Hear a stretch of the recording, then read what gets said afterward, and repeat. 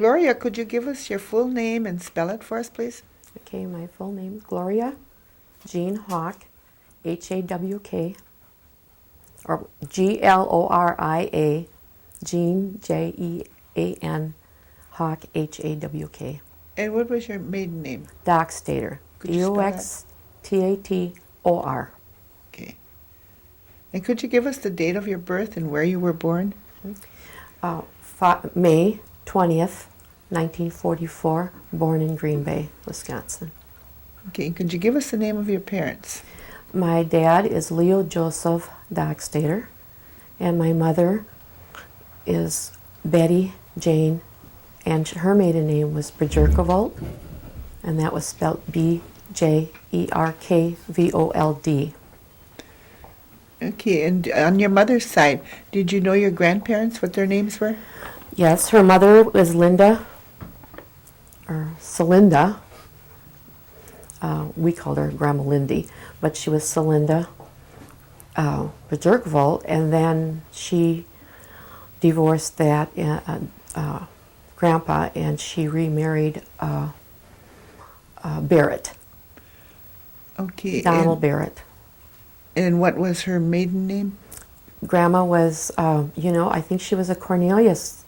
Her mother was Shallot, Grandma Shallot, and I'm thinking it was Cornelius. And I don't know why, I don't know for sure, I'm positive.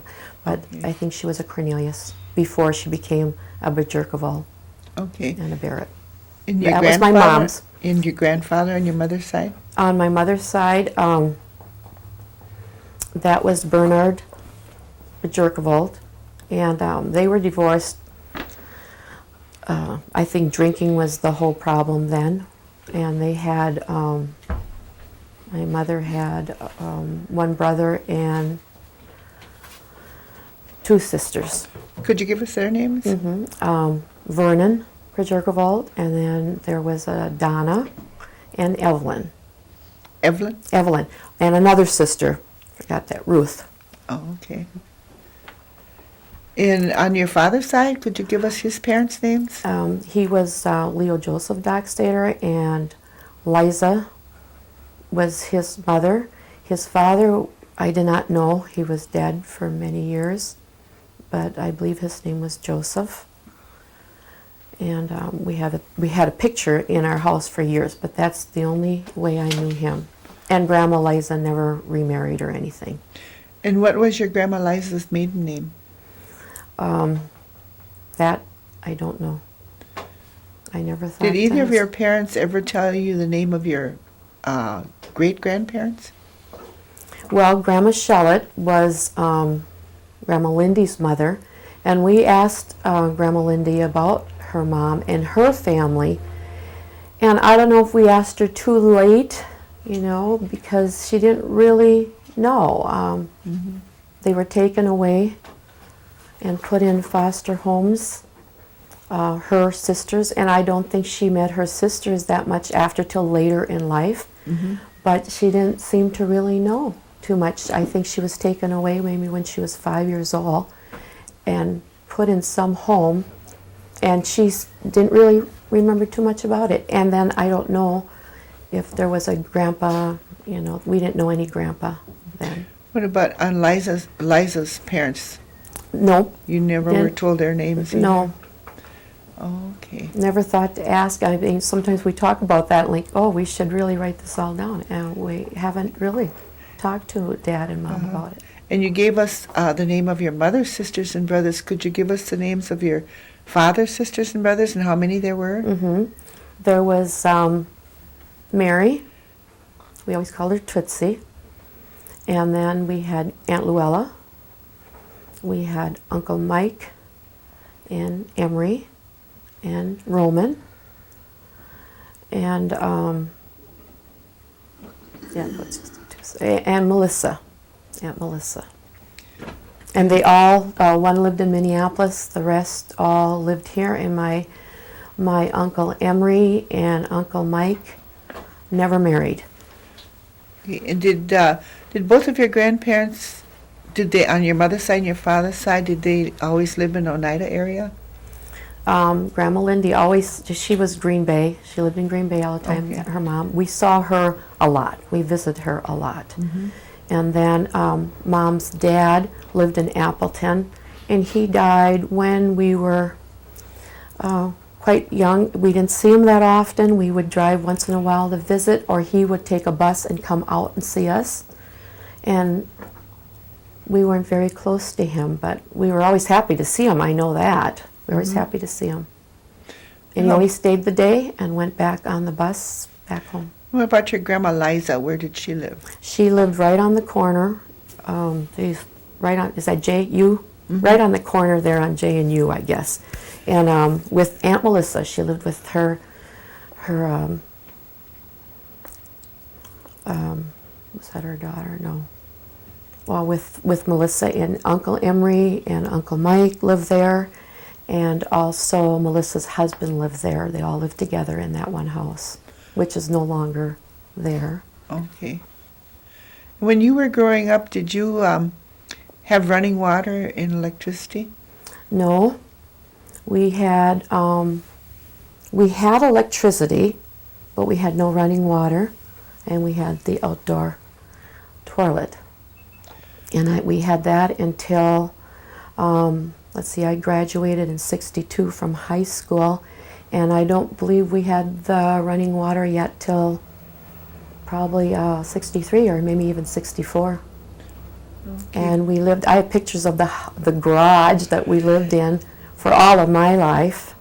I think I lived in the house we lived in, my mom lives in now, for maybe just a year or two, and it wasn't completed inside. Sandra and I did a lot of the work. We had to tear out, when we got the other house we had moved there. We tore out the lasts and we did the insulating and did a lot of work in there. But neither of us had the running And where water was then. this located? Right where my mom lives on Shenandoah Drive. It's right there yet. The garage that we grew up in is still there, going to be tore down, so I took pictures. And it's unreal to think that we lived in that brick garage for all those years with no indoor facilities at all. And it's unreal that all of us were born in there except Michelle. All of us were brought up in that little tiny garage, like 4 to a bed, and it would be cold. It would be cold. We would sit in there. We would have to break if mom or dad didn't get up and do the fire in the winter. There'd be ice on the pail of water. We'd take off, and eventually Sandra and I had to go. We had to sleep up in the rafters type of thing because we had to climb up. They just had some kind of a steps going up, not even steps, it's just going up, but not steps, but just going up to the rafters. And we just had a mattress up there that we slept up there. And maybe we have good complexions because we never had bad complexions because the snow, if it was in the winter, we would be kind of like covered with snow, just a light snow. When we'd get up, and but I just don't remember being that upset about how we lived. A lot of our area were poor. All the kids were poor, and we just all played together. And I don't remember being that upset or angry how we lived. So I don't know if we just didn't know any better or what. But You mentioned that the street's name was Shenandoah. Was there a different name for that street at one time? well, I don't think that was Salt Pork Avenue because isn't that down here? No. Where we saw Pork Avenue? Okay, I think Ted said that too, and I'm like, I don't remember that. Okay, we were Salt Pork Avenue then, and but we knew all our neighbors. We felt safe. We didn't lock our doors. Mm-hmm. So, I don't think any of us locked our no, doors. we didn't long lock time our ago. doors. Okay, did your mother ever, or your grandmother, did she ever talk about any kind of education? Did she have any education, or was she sent to a boarding school? My grandma was. She never said if she went to school. I don't even know if I ever asked her if she was to school. And Grandma Liza, Dad's mom. I don't know if they went to boarding school or not. I don't know. What about your parents? My mother went to school, and I'm thinking only my mom was married at 17, and my dad was 27. And my mom went to, I want to say, sophomore of high school. She was a Lutheran then, and I don't know if she went to a Lutheran school or not. I'm going to have to ask her. My dad only went to maybe 7th grade, and he probably went to the Catholic school, I would say, in Oneida. And what was their affiliation for church? We were Roman Catholics. Okay. And that you went to Catholic church in Yeah, Oneida? then we went to, all of us kids went to the Roman Catholic here that was on the service road, and we went through all 8th grades there. And then when it was moved over, my brothers and that went where it is now, where St. Joseph's is now. Okay. And you have sisters and brothers? I have 7 brothers and 5 sisters. Would you like to give us their names? Sure. Sandy's my older than me. She's, I don't know if we need ages, but Sandy, she's just a year older than me, so she's 60, well, she's 64 now. And then I will be 63 in May. And then my brother Bobby, or Everett Leo, we call him Bobby, and he's 61. And then came Cleo, and she will be 60. And then, let me see, I get kind of confused sometimes because there's a lot of brothers there coming down.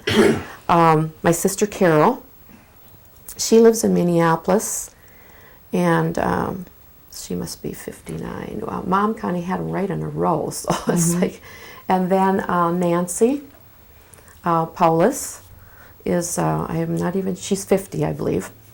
And then I have, then there should be 6 brothers, so there is, I want to see who the oldest is here there. Alan. Oh, Mike. Mike would be, I always forget Mike. Mike, and then there's Alan, Gary, Jeff. Maybe Jeff is before Gary. Jeff, Gary, and then there is Jerry, and Dale, and then Michelle. Okay. And we're all living, thank the Lord. So far. Nice family. Yeah, nice big family. We all get along. We don't always see each other as much as we want. We always they do a family picnic though. We do that at Bay Beach. They just started that. I'm going to say this is the 4th year that they try to get a family reunion thing together, and pretty much you'll see them. But most all of us live here anyway, except Carol. But there's contact with her by calling in. She used to come out a lot more than she does now. But and travel. We used to travel up there a lot too. And then I have a brother in Two Rivers. And, well, Sandra's in Florida, but she also comes here for summers. But basically, we're all here. Jeff and everybody lives around here, close. Did either of your grandmothers ever talk about any kind of herbs that they used for medicines? My grandma Lindy never. She was a very good cook, baker, and all that, but she never talked about. I don't think she ever did use any herbs. And Grandma Liza, she was quite, my dad's mom, she was quite old by time, we were kids and stuff, but I don't know if we ever really had a lot of, we saw her, we stopped there because we passed all the time going to the store, so we stopped and saw Grandma all the time. But I don't know if she never talked to us about it anyway, and I'm kind of say no, and I don't think she ever did. What about traditional foods? Did your grandmothers cook a lot of traditional foods? My Grandma Lindy, no, and my Grandma Liza, I don't remember. My mom tried doing, she made corn soup, but she tried making the cornbread once, and it didn't work out, but it was more like a soup, so it was still good. But she never, and then we did the fried bread, of course, we did fried bread. And she made the squaw bread and beans and stuff. But my mom, my Grandma Lindy now, I will say, did nothing that I recall, and she didn't speak Indian or anything. And Grandma Liza, I will say I don't really know her that well, that if she spoke Indian or not. And yet it seemed like we spent a lot of time with her and stuff. But my mom, we had gardens on both sides of our house, so my mom she didn't do always the Indian foods, and we didn't speak Indian, but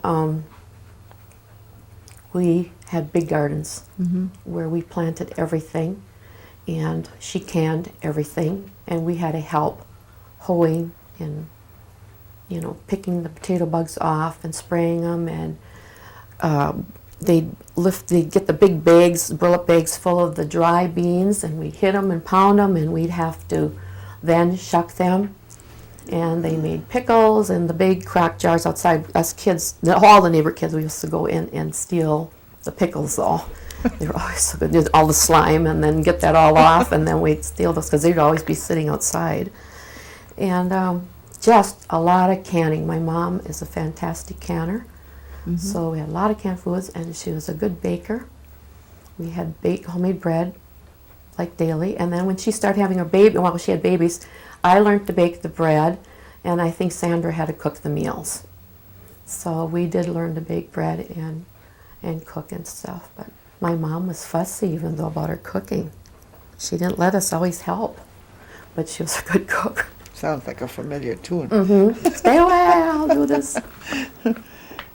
Okay.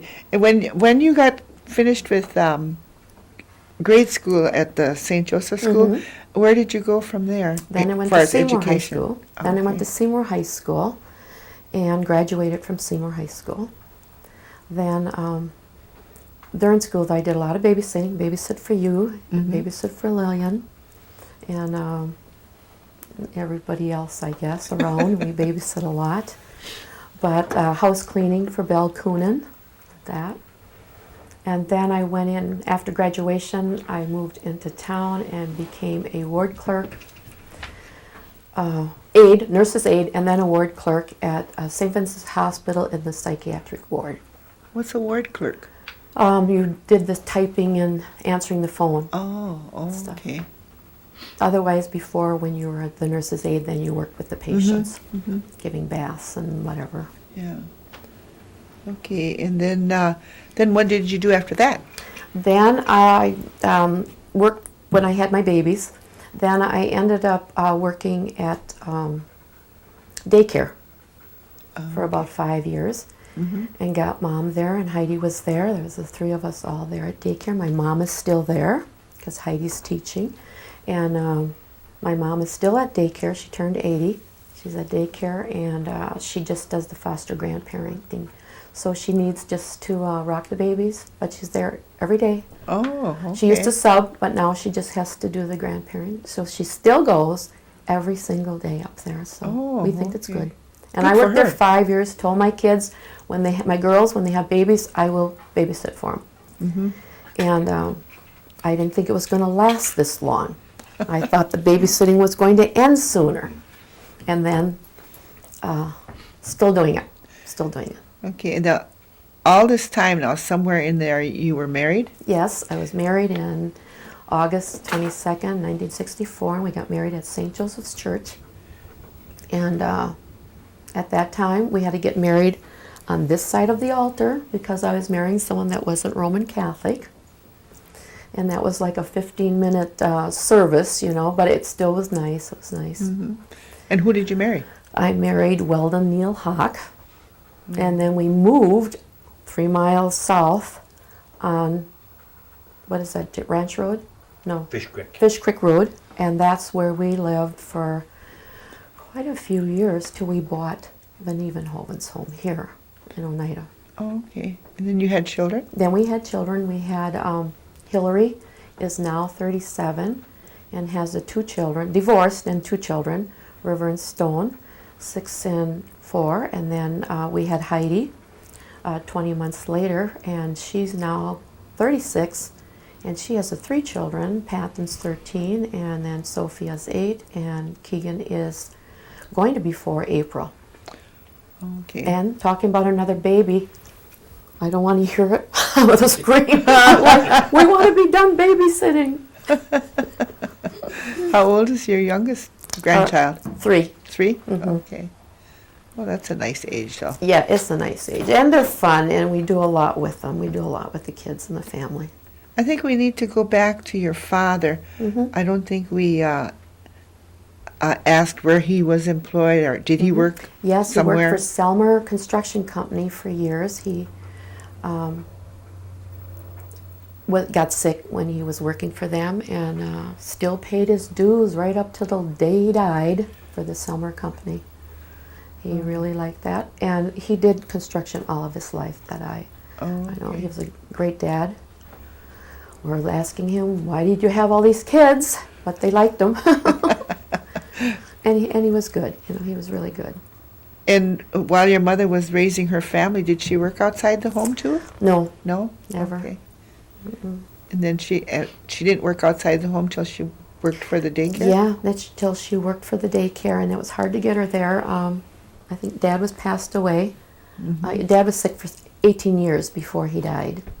He turned 90 in March 19th. He turned 90, but he was sick for 18 years, and then it was kind of getting hard on her.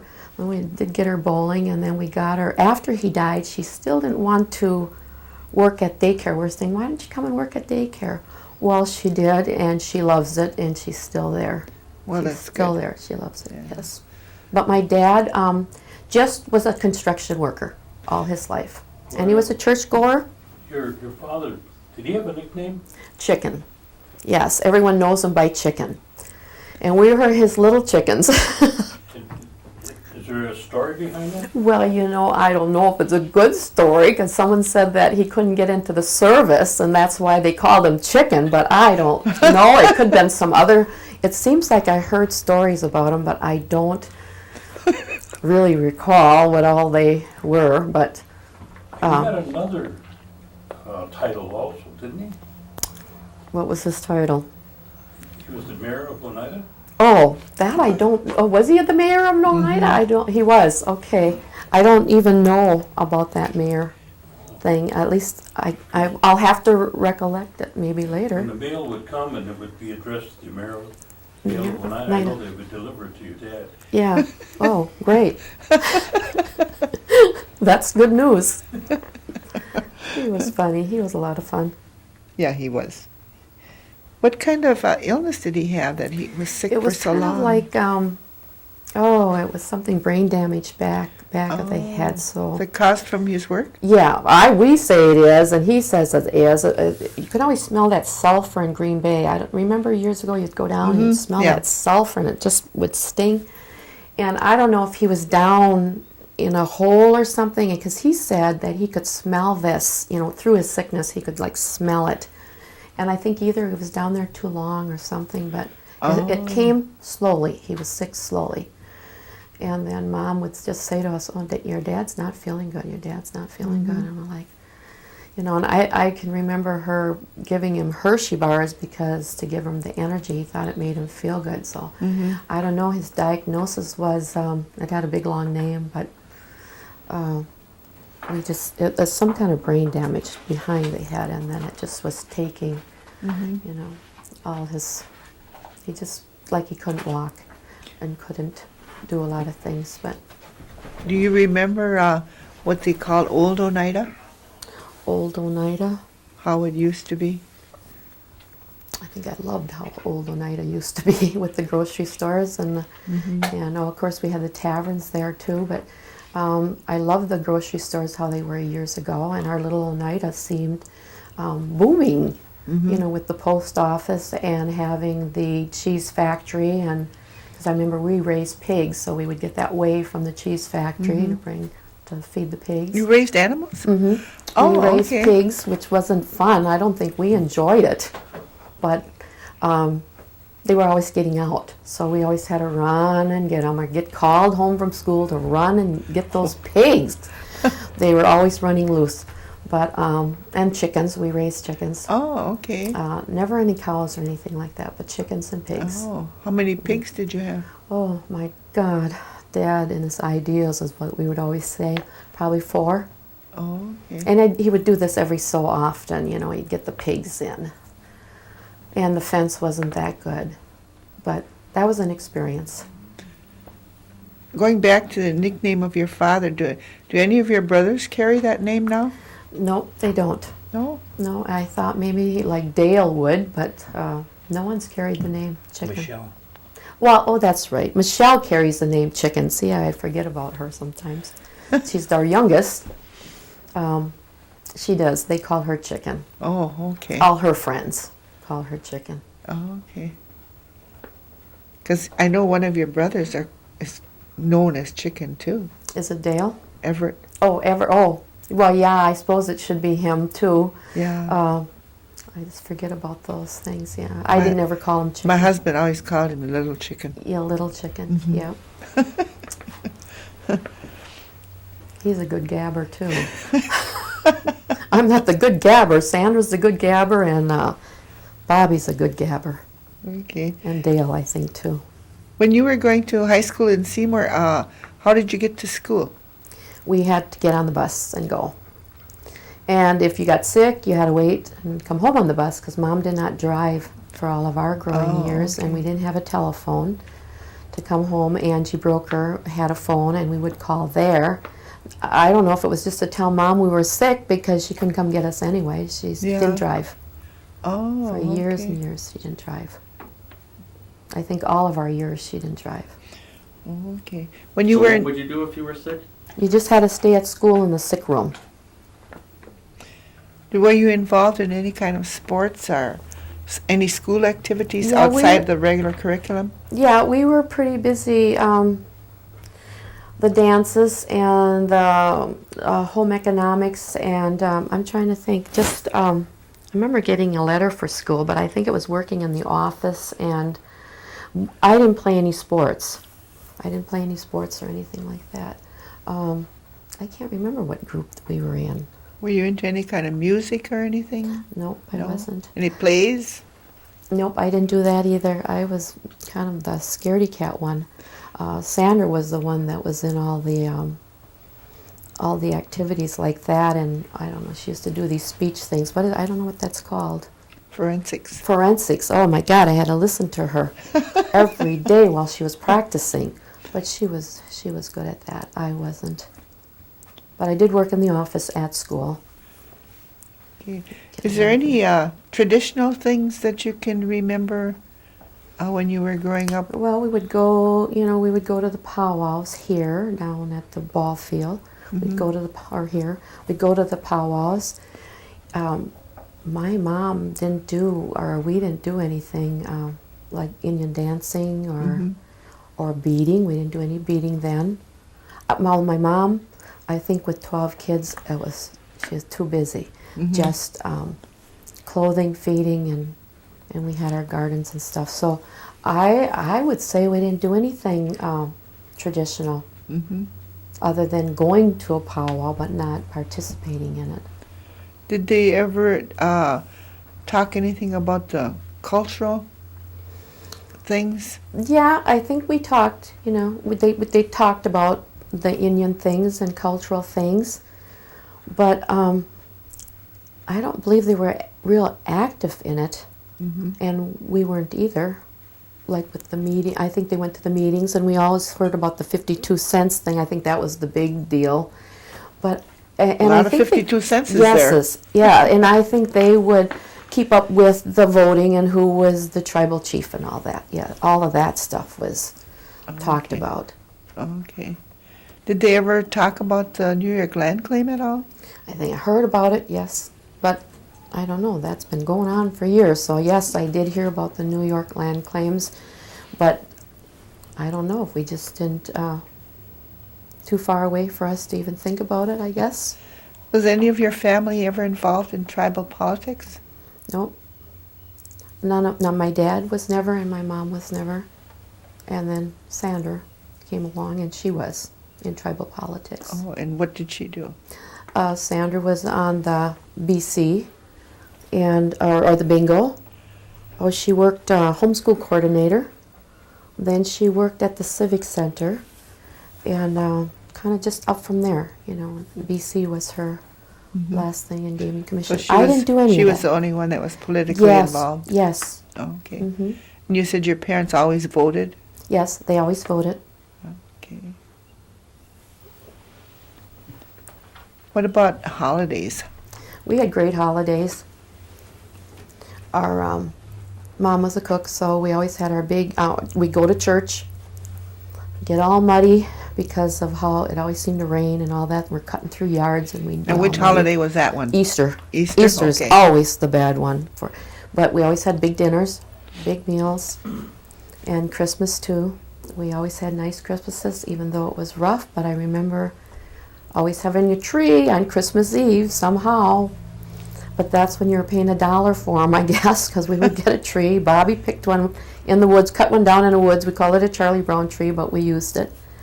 And we always just... Charlie Brown tree? Charlie Brown tree, it definitely was, but he went out in the woods and cut one down, and we used that year. My grandma Lindy was quite involved with us at Christmas time, so we always had the bag of homemade treats from her. And my mom had to get help through the Salvation Army. Mm-hmm. And then as we got older, we used to go to the Salvation Army with her and help pick out the kids' gifts and stuff. But Oh, she would okay. wrap everything. So I think all our years we did not know that it was used things. I guess they allowed you certain new things, but she would wrap everything up. So it was always, we always had a happy Christmas, it seemed like. And we always cooked. She always cooked. We had always a lot of food. Stay up all night, and Dad did the, the hoof prints. Oh, and really? the carrots, yes. I'm like, Oh. I always believed in Santa Claus because, wow, we'd go stand outside in the morning and like these footprints would be out there, and then carrots. Do you know things how would be you laying did out that? there. No, I don't even know if he did a stick or how he made it, but he did that all, and it was always like amazing because I really believe there That's was a Santa something. Claus. First I time still I've ever believe in heard Santa anybody Claus. do that. Yeah, so and that's when we lived in our little brick house. Your little garage. Our little garage. When it rained, the water would come down through the front door and out the back door of our house. It was just built weird, and Bobby would have to get out there and trench as the rain to try to get the rain water to go, around the house. the But house. Mom and Dad were getting a child baptized. We were all home. It was pouring cats and dogs. We didn't know what to do. It was coming in the door and going out the back, and we were sweeping and throwing towels and rags down. And funny, Mom was so worried about us. But I think it was fun for us, so I don't know. I just remember that with one of the boys getting baptized. And she couldn't get home, to check on us. What about New Year's? What did you do on New Year's? New Year's, I imagine maybe they went out. We didn't really do anything with New Year's. You didn't do no hoyaning? Yes, we hoyanned. We did that. Freezing cold. We used to go to all the neighbors, all the neighborhood kids, and we'd go to all the neighbors hoyanning. Up to Grandma Liza's, to the corner, Aunt Luella's, everywhere. And we'd come home freezing. We did that all the time, so that was fun. What are any other memorable experiences that you have? Oh dear. I think, we lived in such a little house. Mom would, we'd play. We had no TV or anything, but we would play. The potbelly stove was right in the middle of the house. And I remember Sonny Mutt and Larry Webster and all of these kids. I don't even know. I can remember Margie even. But they'd come over and we'd play these games. I'm not sure if Margie came over then, but we'd play these games like hide the thimble. But this was a plastic thimble, and one of them sat it on the potbelly stove. So that no one could find it, but we could smell it probably, because that was the end of that thimble game. And we'd play button, button. I don't know if you remember that. Oh, yeah. Button, button through the hands. And with such a small house, I just can't imagine. But we did play, we had these fun games to play. And I lost my dolls. We have them too close to the stove, and they would get the holes in the head, melt it. And Sandra, the story, I don't know if she told you this story, because it was her. We had to be blindfolded, and you touch, guess what this is and guess what that is. Well, she had me touch the potbelly stove. And well, then I think she got a licking, but that was okay. And I had a burnt hand. Oh my. But we did have fun. You know, we did have fun playing these games, and with the kids all coming over, it was really a lot of fun. Fun growing up. Did you have any outside games like in the summertime that you we played? had the 3 times on the back and Red Rover. Oh, that was mean. Remember Red Rover? I mean, it hurt. And Kick the 3 can. times on the back and kick the can. And I'm trying. Oh, we played with the Broker kids and the Dallas's kids and Reed's. All in our neighborhood, we had a lot of kids. And we just, you know, every night in the summer you were out playing. And then in the winter we'd be ice skating. I remember we didn't have ice skates, but then Dad brought home a brown pair of hockey skates. And we had to share it. So we walked way out to the anthill, and you'd have to Where was the those skates. anthill? The anthill is now, the tribe all owns it. On that side of my mom's house. What's out there now? Are they building a road out there or anything? But it was big hills, and there was all ants, but it was loaded with raspberry really? plants. So we always went out there to pick the raspberries. We call it the ant hill because there was just those big black really? ants there. Oh. But there was raspberries galore, and we'd go and pick. But that's where we ice skated too, because it was like roads out there. And then we burned the tires and all that. Any idea where your dad got those skates from? No, but they were brown hockey skates. I suppose he bought them from someone he worked with. They were just big, old, clunky brown skates, but we were happy and we had to share them. Sandra and I did get new skates, but we were pretty much done with the skating. We were getting out of high school then, and then we did get a new skates, each of us. And then for a bike, I think Carl Broker was the only one with a bike. And we had to share that too. We'd sit there on the porch and everyone would take turns riding bike. Oh, he shared with you. He shared, Oh, that yes. was good. And I can't remember any fighting over it, you know, like, well, we want to ride your bike. No, he let us, so. Oh, yeah.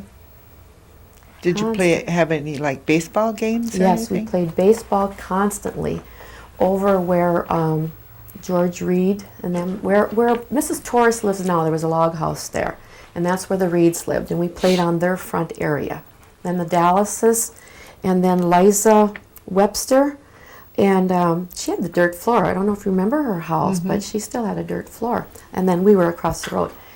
But when we would hit it, we played baseball constantly. But when a ball would get in her property, she would run out of the house and grab our ball. She wouldn't give it back to us. Now, I don't know if she's just joking around or what, but we were like all afraid to go ask for it. So we'd go ask Mom, would you please go and ask Grandma Liza if she would give us the ball back? And she would, but I think she was kind of laughing at us, you know. But she, you know, we always thought she was really, really old, but she would run out and grab that ball if it went into her property. When we were afraid, but after a while, you know, we found out she was a very nice person, you know, very nice lady. Sounds like you guys had a lot of fun. Yes, and then we would slide on that hills. You know, we had the 2 hills. She would always empty her slop pail over that one hill. But who we were was coming that? down the hill. The slop pail, right in between her house Liza? and my mother's. Liza would come out when we were sliding and dump her slop pail there. We'd like, oh, we'd get so mad. But I think she was trying to save our lives now when we think back on it.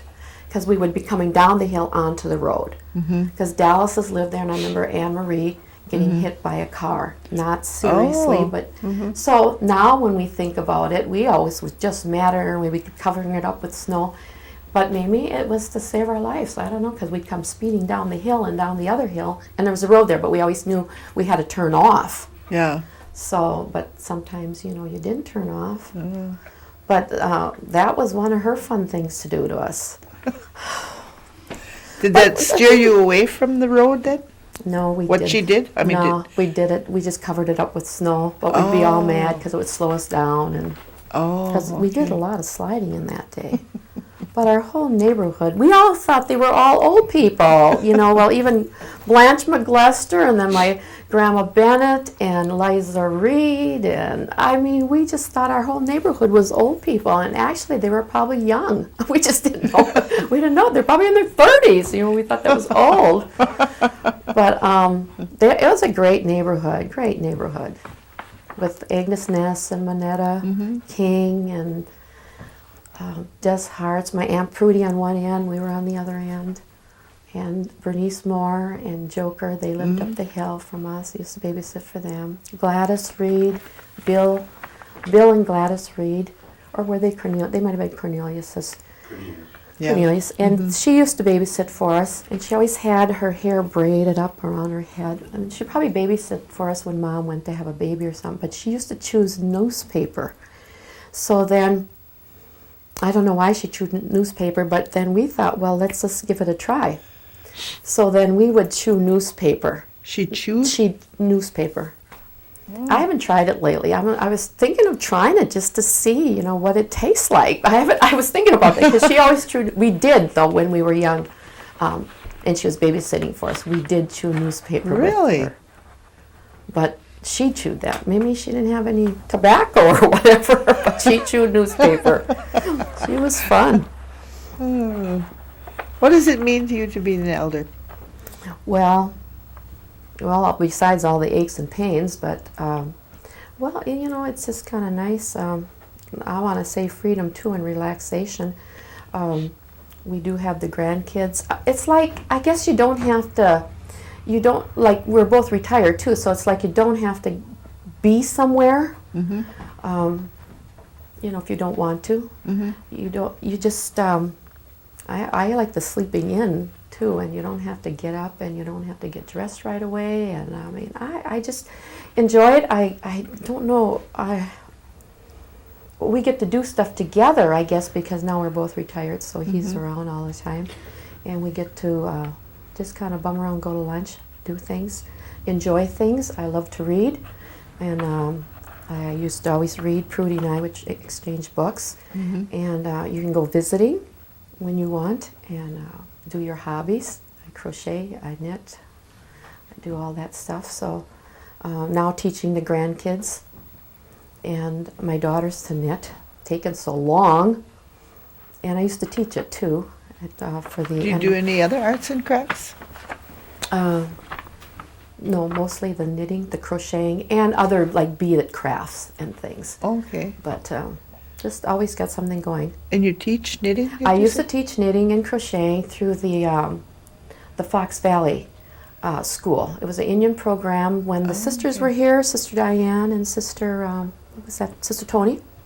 I worked through them, and then we worked through Fox Valley Tech. And it was Jeannie, what was her last name, do you know? Jeannie was the coordinator there. And she would come out and get us. It was supposed to be Indian programs, but it was open to whites too.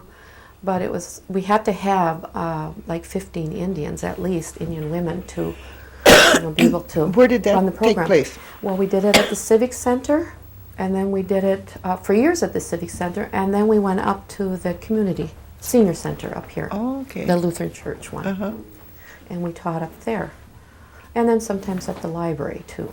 Sound like an We always were interesting looking program. for a place. It was a great program. It went on for quite a few years, so it was fun. Okay. Very interesting. You've probably heard the word sovereign. Does that mean anything to you? Sovereignty? Well, I think Being about it a sovereign? lot, and I like it because we're a sovereign nation and a nation within a nation, and we have our own government. I think that's kind of neat to have our own government. And I don't know, there's just, I don't really, understand it all, but I do like it. I like the sovereignty we have.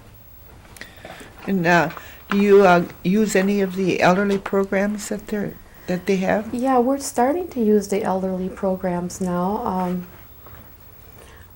We haven't gone to any of the meetings. We go to some of the meetings, but we haven't gone on any of the trips or anything like that yet. And but Ted now had to get someone in to come and do the snow plowing this year, and we're very happy about that because they just came and did it all. It was very nice because he has that little heart condition. So they came and do that, and I would think that's the first time we've really used them, the elderly services. like that. And then also we go to the fitness center, and we go to the health center, and we donate books and things to the elderly centers for their library. Do you think that the tribe does enough for the elders? Well, sometimes I think not, but then when you talk to a lot of people, you know, you have your little gripes, I think, that you wish they could do more, but I don't know. You know, I'm just listening to other people, you know, maybe with a complaint that they want a garage and don't have one, and I'm like, why don't they have one? They're old. My mom don't have a garage, but she kind of wanted one. Mom wants a garage now. I don't know why, but she wants a garage, and she's going to be getting one. So from my brother, he's building a house, and he has a separate garage, and I guess it's going to be moved down by Mom's. Oh, that's good. Yeah. And the old one will be our house will be tore down now. Our brick house will be tore down. Oh. But we haven't. You know, we use the health center though. We go there now, and the dentist and the optical and all of that. And we're just Do you getting think they into it. do pretty much for the elders then? Well, I think so. I do. I really think they do. Is there a any lot. special program that you think that they should be doing? No, I think they're doing pretty much a lot. Okay. When I think about it, you know, when I think about my Aunt Prudy and even my mom and other people, you know, getting houses and the people coming in to help them, and the Meals on Wheels, and it seems like they get all of that, like an immediate service if they need it. So I think it's good. How do you feel about the per capita? Well, I wish it could be more. And I don't know if everybody wished that. I'm just like, I wish it could be more sometimes because it would be helpful. I don't know. Everyone says we can't afford to give out more, but I sometimes think when money is spent not the way it should, we could probably, you know, discontinue some of those things and do give out more. I think people use it wisely. I know ours is always spent 1,000 times before we get it, but How do you feel about the education program that the tribe has in place? well, Heidi works. She's teaching kindergarten. She taught second grade too, but she's in kindergarten, and she's been at the elementary school. This is going on her 12th year. It's amazing to me. And she loves the program, so I hear from her, and I spend quite a bit of time up there, you know, helping her out and stuff. But she loves the program. She loves it. I'm not sure about the high school because I don't have anyone in the high school area, but it's kind of nice. It's like a private school when you think about it, even with the high school. If only those kids will realize that's like going to a private school. And even Heidi just loves to teach her own people. She just thinks that's the neatest thing to do. I mean, it's difficult in ways because of the blended families and all the problems. It's a high maintenance school, but you know, you have to accept that it is. But what I see, I think is great. I think it's great to have your own school, and she does too. She really loves having it. And when you hear about it closing, there are always that rumors they're going to close. I'm like, why? What's going to happen to all these kids? Yeah. Where are they going to go? They might not be accepted at some of the other schools because they have a lot of problems. The kids are young today with the problems they have. And it's probably due to the blended families. And If you were going to give a message to the youth or leave a message for the youth, what would you tell them? oh, I just would like them to be happy what they have. If they would look back how the parents were raised and what they have today. They have a beautiful schools, all the activities they can go to. They have, you know, the civic center does so much. They can play their baseballs, and I just think the kids should be happy with what they have because they have a lot. They have a lot. They live a good life when you think about it in the community. Anything else? Any other kind of message you'd leave Well, for them? I wish they'd all belong to a church. Church is kind of like going down, and I just wished they could all get back to church. I mean, the Holy Apostles fills up for funerals and probably weddings, but on a daily basis, it's not that way. And I wish that we could go. I wish more younger people were going to church, whether it's Holy Apostles or Catholic or the Indian churches or whatever. I wish more of them would have a church in their life. You're the first one I've heard say that. Oh, I just think it Thank would you. help so much Yeah. in their lives. I always just tell my kids, when you're down and out and you have God, you could be all alone, but you'll have Him Yeah, right. to talk to Yeah. and get you through. Mm-hmm. So, Anything else, guys? Did we miss anything? Good job. Okay. Well, I want to thank you. thank you, Lois. I know you've been on us for so long, but I'm not a talker, and I thought, I can't do this. I'd always say, You did I a beautiful can't do job. this. I told you you'd Sandra's do a good my job. talker. And they'll put the easel up and then do your picture for you. Okay, yes, you got. Okay, tell us about this photograph. Okay, it was taken at St. Joseph's Church in their hall. And I don't know how we got this. We just thought, well, we're all together. We're all here. Let's get a picture taken. Daddy he was in a wheelchair then. I'm not sure what year this was, so I'm trying to think. Well, where's Michelle? I'm not sure. You can I'm not sure the- by Michelle. Yeah, because I'm thinking she was in high school yet. She probably was like 18 there. But I believe that they all look kind of young there, don't they? I'm not sure if they were high school. I'm trying to I- find Michelle. Michelle's right here. Yeah, there she is. Mm-hmm.